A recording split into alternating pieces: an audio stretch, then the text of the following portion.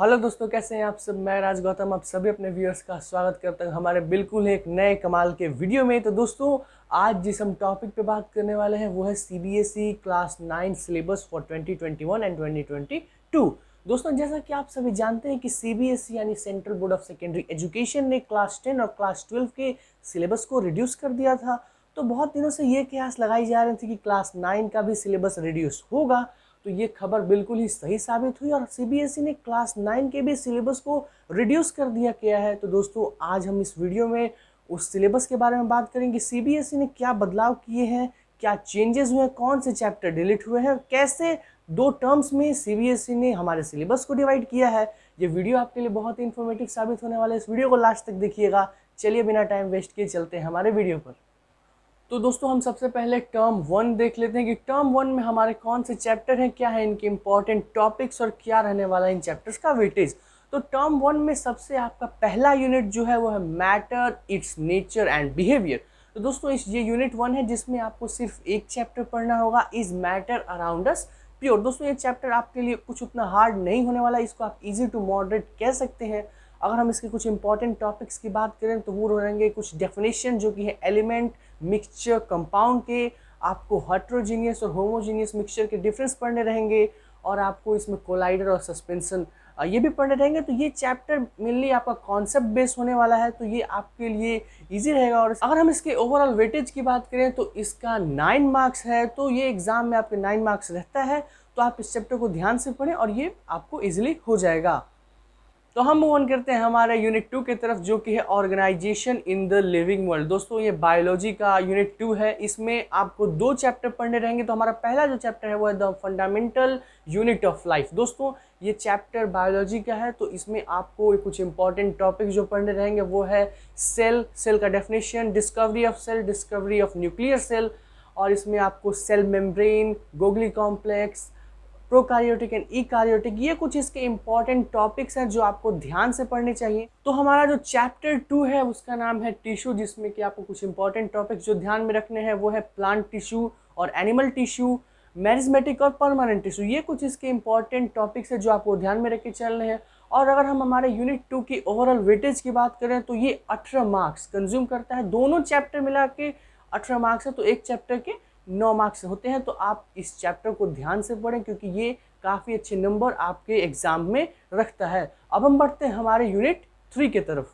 हमारा जो यूनिट 3 है वो फिजिक्स का है, जिसका नाम है मोशन, फोर्स एंड वर्क, जिसमें आपको 2 चैप्टर पढ़ने होंगे। तो हमारा जो पहला चैप्टर है उसका नाम है मोशन। दोस्तों, ये चैप्टर आपको कुछ मुश्किल लग सकता है क्योंकि इसमें आपको डेफिनेशन के साथ साथ कुछ इक्वेशन भी याद करने होंगे। अगर हम इसके कुछ इंपॉर्टेंट टॉपिक्स की बात करें जो कि आपको ध्यान में रख के चलने हैं अपने एग्जाम के लिए, तो वो है acceleration, velocity time graph, uniform and non uniform motion. आपको कुछ डेफिनेशंस याद करने रहेंगे और साथ ही में कुछ फार्मूलाज भी याद करने रहेंगे जो कि आपको अपने इक्वेशन को सॉल्व करने में मदद करेंगे। तो ये चैप्टर आप बिल्कुल ही ध्यान से पढ़ें क्योंकि ये थोड़ा मुश्किल और ट्रिकी चैप्टर है। अब हम बढ़ते हैं हमारे चैप्टर 2 की तरफ। तो हमारा चैप्टर 2 है force and law of motion, जिसमें कि अगर आप कुछ इंपॉर्टेंट टॉपिक्स को देखें तो वो होंगे डेफिनेशन फोर्स और मोशन के। इसमें हमें न्यूटन के लॉ भी पढ़ने हैं जो उन्होंने मोशन के लिए दिए होंगे, इनर्शिया, ये सब आपको इस चैप्टर में पढ़ने होंगे। और अगर हम हमारे यूनिट 3 की वेटेज की बात करें तो ये 13 मार्क्स रखता है। जो 2 चैप्टर हैं वो 13 मार्क्स के हैं। तो आप इसे अच्छे तरीके से करें तो आपका एग्जाम बिल्कुल ही अच्छा जाएगा। तो दोस्तों, ये था हमारा टर्म 1 हमारे सिलेबस का। अब हम आगे देखेंगे टर्म 2 क्या है। तो अब हम देखते हैं कि हमारे यूनिट 2 में कौन कौन से चैप्टर्स हैं। तो हमारा जो यूनिट 2 का फर्स्ट यूनिट है वो है matter, it's nature and behaviour. तो ये केमिस्ट्री का यूनिट है जिसमें कि आपको 2 चैप्टर पढ़ने होंगे। तो हमारा जो पहला चैप्टर है वो है एटम एंड मॉलिक्यूल। दोस्तों, एटम एंड मॉलिक्यूल एक बहुत ही इंपॉर्टेंट चैप्टर है जो कि आपको इस क्लास में एज वेल एज आपको अगले क्लास में भी हेल्प करता है। अगर हम इसके कुछ इंपॉर्टेंट टॉपिक्स को देखें तो वो होंगे डेफिनेशन एटम एंड मॉलिक्यूल्स के, laws of constant proportion, atomic and molar mass, mole concept. ये बहुत ही इंपॉर्टेंट टॉपिक्स हैं जो कि आपको ध्यान से पढ़ने चाहिए आपके इस क्लास के लिए और आपके फ्यूचर में भी ये बहुत ही काम आने वाले हैं। तो ये था हमारा फर्स्ट चैप्टर यूनिट 1 का।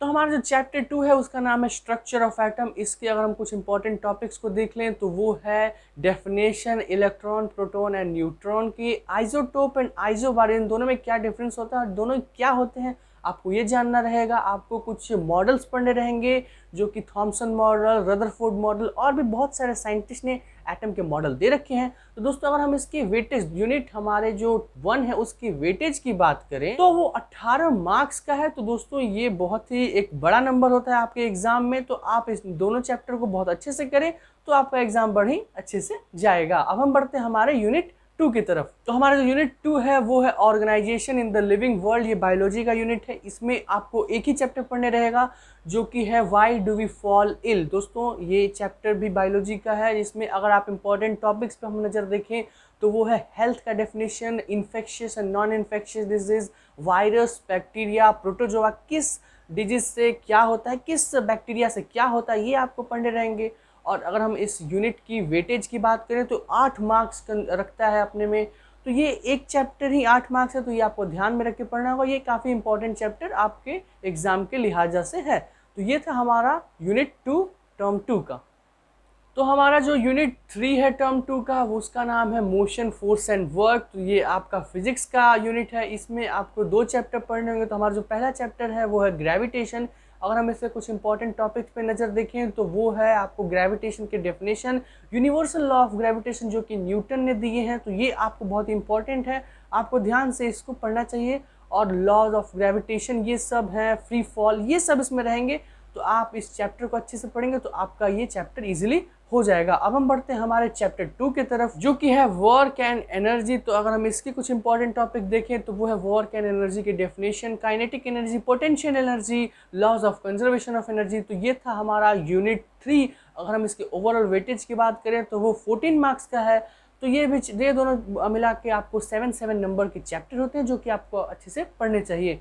और जो आपके बुक में एक चैप्टर था नेचुरल रिसोर्सेज, उसको आपके समेटिव एग्जाम से हटा दिया गया है। अब वो सिर्फ प्रोजेक्ट और इंटरनल असेसमेंट के लिए रखा गया है। तो आपको जो प्रोजेक्ट्स मिलेंगे वो उसी चैप्टर से मिलेंगे। तो दोस्तों ये था हमारा आज का वीडियो जिसमें हमने सीबीएसई क्लास 9 सेशन 2021 एंड 2022 के सिलेबस के बारे में बात किया।